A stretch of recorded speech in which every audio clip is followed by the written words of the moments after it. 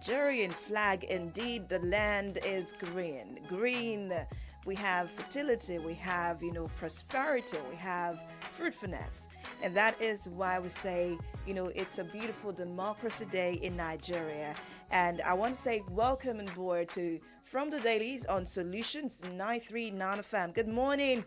My name is Favor Oloruntola. It's no longer news in Nigeria. Today, June 12, marks Democracy Day and also the immortalization in memory of Chief MKO Abiola's historic 1993 presidential election victory. It's widely believed to be the freest, and the fairest in our nation's history. Yet, annulled in a devastating blow to democratic aspirations of millions. But 3 decades later, we must ask the question, has Nigeria kept faith with the spirit of June 12 or betrayed it? That's a question mark.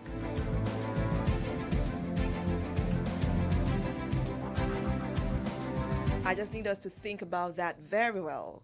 But decades later, we must ask the question, has Nigeria kept the faith with the spirit of June 12 or betrayed it? Today, there will be no Democracy Day parade. There was no broadcast, but the President of the Federal Republic of Nigeria, President Bola Tinubu, is scheduled to address a joint sitting of the National Assembly, a symbolic gesture, I guess, which some people interpret as an attempt to re-anchor democratic values in the legislature.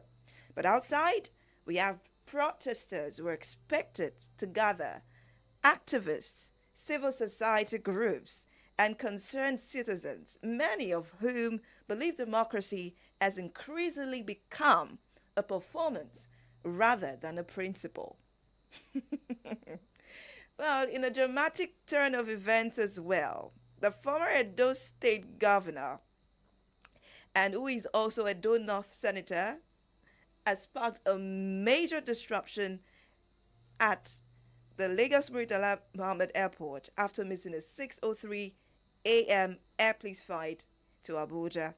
Well, it has been reported that a physically confronted airline staff blocked the Zulu Air entrance, according to eyewitness and according to what I saw, assaulted personnel and barricaded the gate. The airline condemned. He has spoken, but yet some questions still need to be asked. That is just a dramatic turn of the headline today. So myself and comrade Ayodeji Ajishokbe, we're delving into these questions. A lot of questions on my mind, a lot of things on my mind, a lot of things that may be left unsaid, a lot of things that will be said. But yet, are we going to learn a major lesson from this, or will remain as we are? Just maintain the status quo. Let it be that way. In a short while, you'll be listening to Comrade Ayodeji's voice and myself. Please stay tuned. Don't change the dial.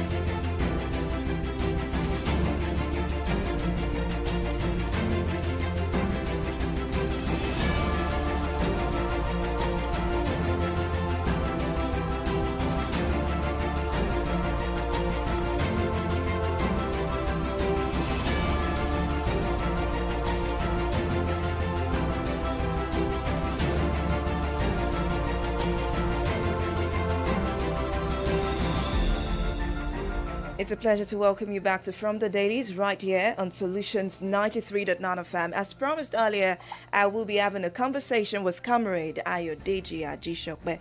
Let me first start by saying Happy Democracy Day, sir. Well, that is one of the Nigerian victories. Happy Democracy Day. Happy Democracy Day. So how are you doing? Today is a beautiful Thursday, albeit maybe not wet, maybe just a little cloudy, but we've been experiencing torrents of downpour for about 3-4 days now. It's been amazing. Yeah, it's a season for it. And being a June 12, it keeps memories flooding back. If I may ask, it's Throwback Thursday. What memories? 32 years down the line of that election, that particular election, and of course the fact that the free will of the Nigerian people, north, south, east, west, was never realized.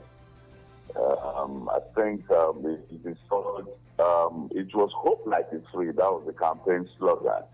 And the manifesto was farewell to poverty. And that hope was derailed. That hope was derailed. That hope was derailed.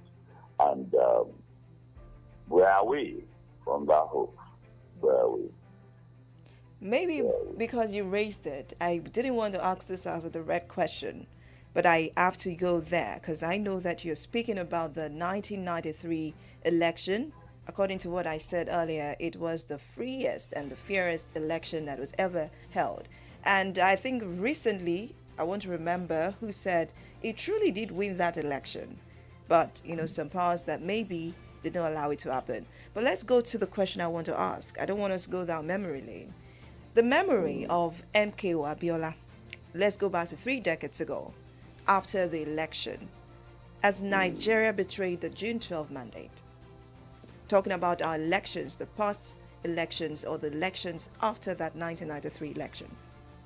No, it's not Nigerians that have betrayed the June 12, 1993 elections. It was Nigerians, ordinary Nigerians, regular Nigerians that created it out of their own free will. Now, unencumbered, openly, transparently, and it was the enemies of Nigeria, enemies within, both then in khaki and in civilian, not thinking Nigeria, but thinking self and self-interest. That truncated it. I remember I was residing in Lagos, but I registered in Ibadan. I drove down from Lagos. I voted I remember, at Bachelor St. Patrick.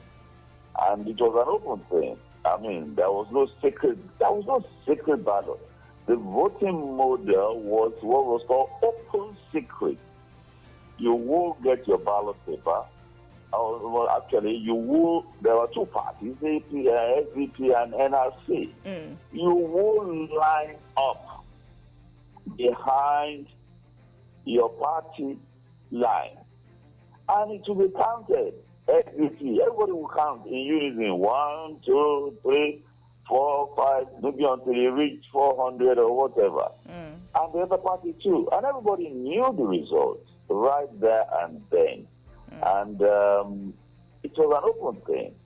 Recently, Babangida validated it. He didn't confirm it because everybody knew there were only 2 states that had not been announced, not that it wasn't counted.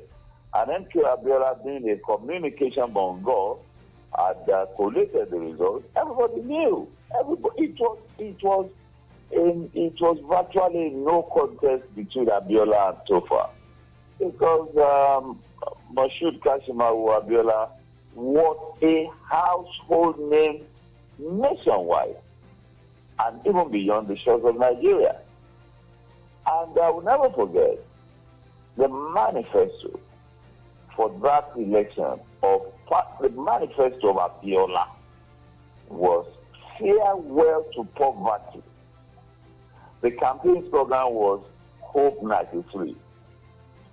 And of course, the Tinubu campaign branded his own campaign Hope Renewed. Yeah, I was about to say coincidentally, renewed hope. I cannot remember what the manifesto was. So they just tried to create a nexus with Hope 93 and Hope Renewed. It was the manifesto was categorical, was bold and frontal, share wealth to poverty. You know, and here we are with Nigerians. 130 something like million Nigerians, multi-dimensionally poor. You know, poverty is not just that you are not eating quality food. You don't even have access to food or good food. Poverty, when it becomes multi-dimensional, talks about access to education, access to basic health care, and of course shelter. That's multi-dimensional poverty. And Nigeria's elite, they are wallowing in what somebody told me is obscene poverty, and displaying it as a political person. You see, they are accompanied, whether maybe the local government people are not, but every member of the House of Reps, you see them accompanied by policemen, you know, a motorcade, at the expense of the people who they are supposed to be representing. You see, in this part of the world, our problem is cultural. It's not the democratic model we're operating. In our society, anyone that is considered above you or elevated above you is venerated. You think the person is above you. How do we elect people to serve us and start conducting themselves as if we that elected them are beneath them? We have to take a critical look at ourselves. Okay. We're still on Democracy Day, and I love the fact that we first went towards the hope. Coincidentally, we have the renewed hope agenda for the campaign of President Bola Ahmed Tinubu. So far, so good. A lot of things has been just off. I started noticing the off since the commemoration 2 years in office of President Bola Ahmed Tinubu, but today has been quite different. Now, instead of a national broadcast, we're having an address at the National Assembly. Instead of a normal parade, we're not going to have that. It's just been cancelled. And still, we're going to have a lot of protests outside the National Assembly today. It's a lot of things have been just going off and ringing off bells to me. But let me ask the question, has democracy in Nigeria diminished? I'm going to have to reach out to Comrade back.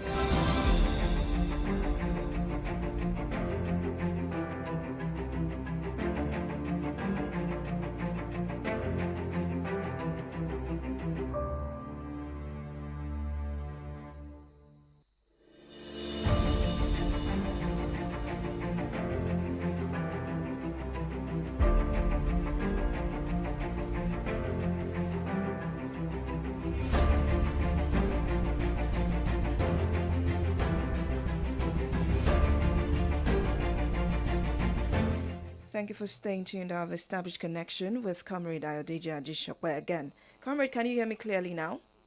Loud and clear. Okay, so I was talking about democracy today, about the things that have been off. I think the first thing that was off was on June 6, 2018, when the former president of Nigeria, President Muhammadu Buhari, declared Democracy Day as June 12, effective from that year. And then today, I started noticing off as well from the inauguration of the 2 years in office that was celebrated last month. And today has been different as well. First thing I noticed, there was no national broadcasts. Number two, the parade that is supposed to be held has not been held so far. It has been cancelled. 3, the president is going to address the National Assembly. 4, there will be protests at said National Assembly. Now, my final question. Has democracy diminished in Nigeria? What's the simple definition of democracy? Government for the people, by the people. If we go by that, that is Abraham Lincoln. And I think it has talked with us. It is the way it was designed, a government of the people, by the people. That was in the days of the police. And, so the issue is that I think a lot has diminished. Um, when I speak with Nigerian historians, and they argue that colonialism, slave trade, has put us where we are. And I said,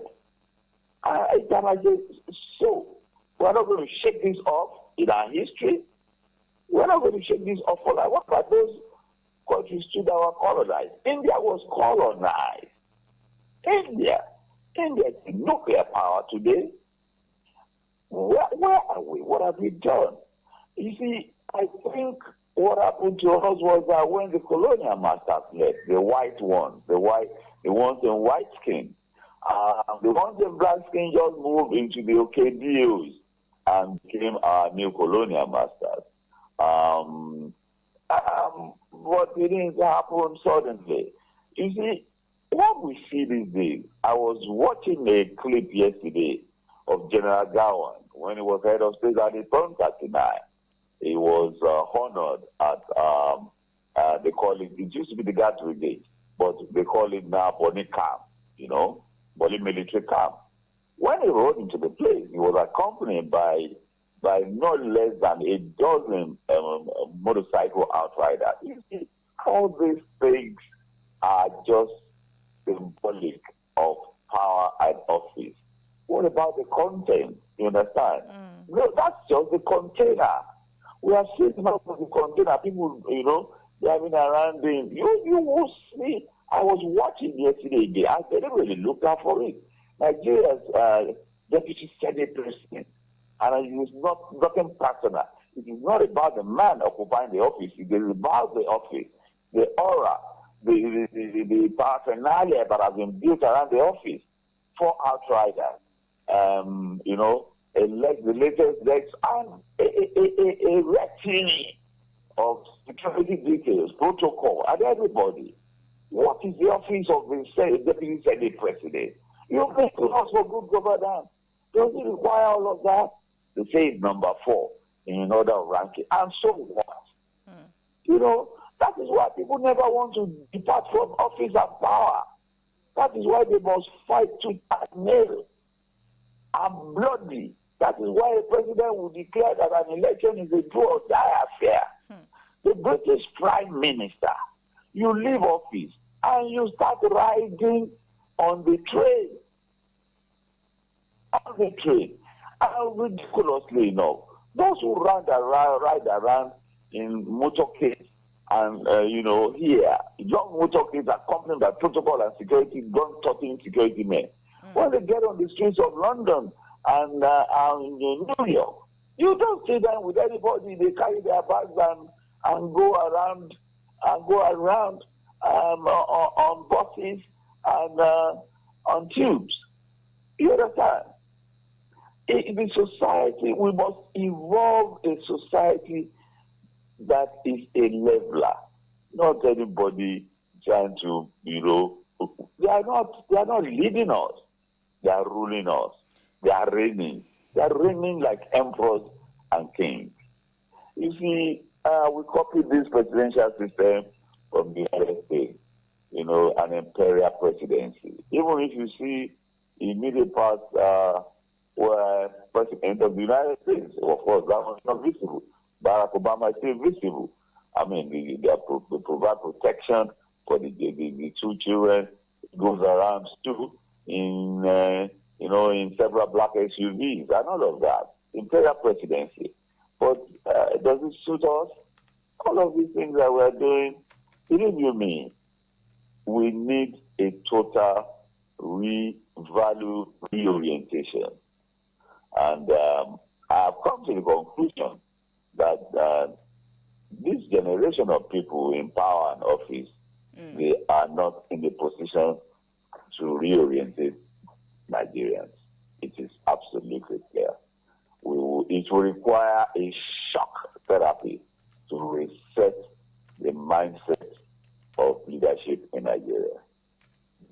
It's so sad. Well, let's actually talk about leadership. Let's leave Democracy Day alone.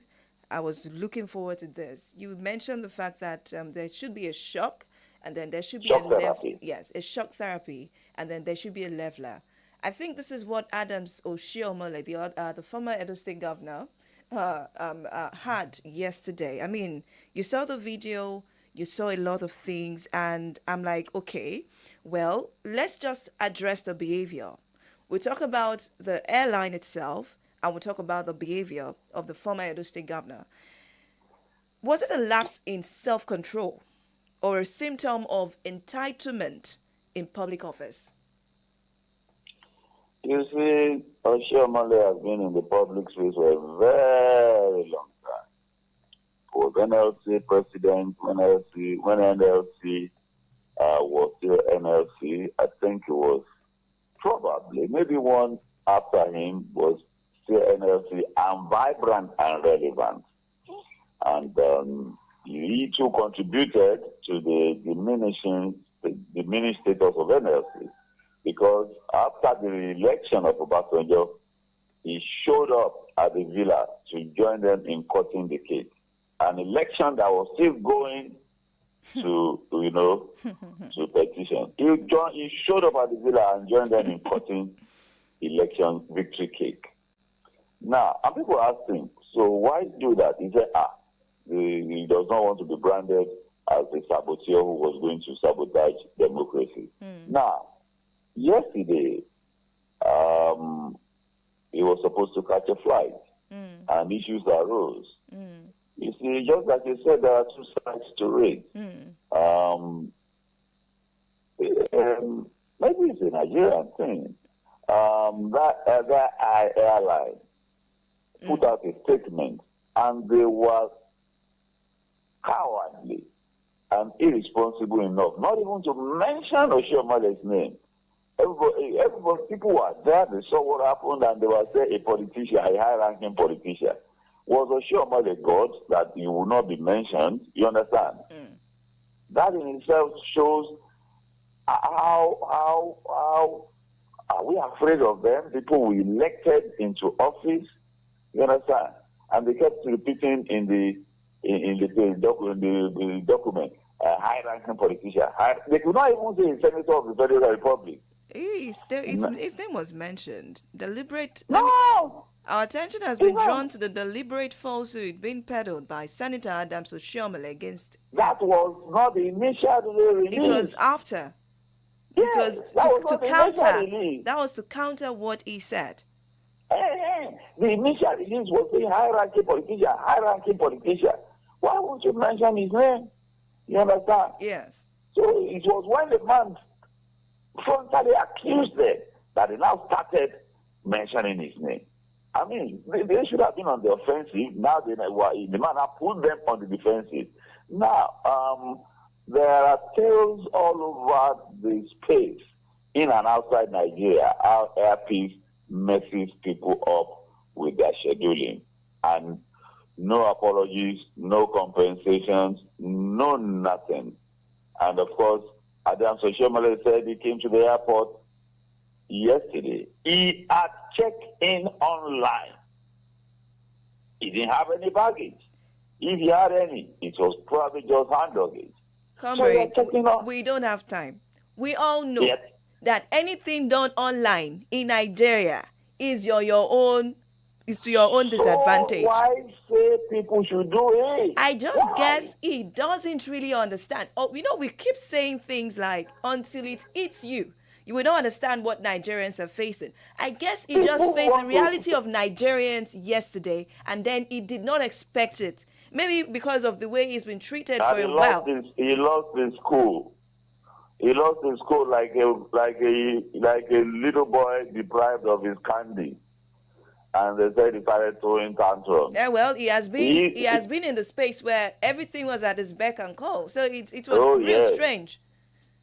Oshiomhole started riding a Lexus SUV as official cars since the 90s in his days.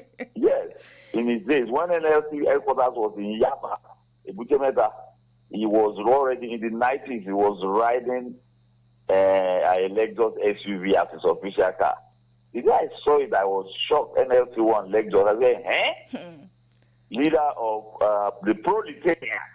You understand? I just the guess. leader I just The guess leader of the, the you leader, said, the leader of what, sir? We have to go.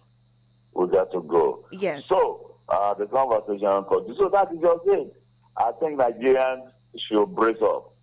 Should brace up. Nig- And, Nigerians and should raise up.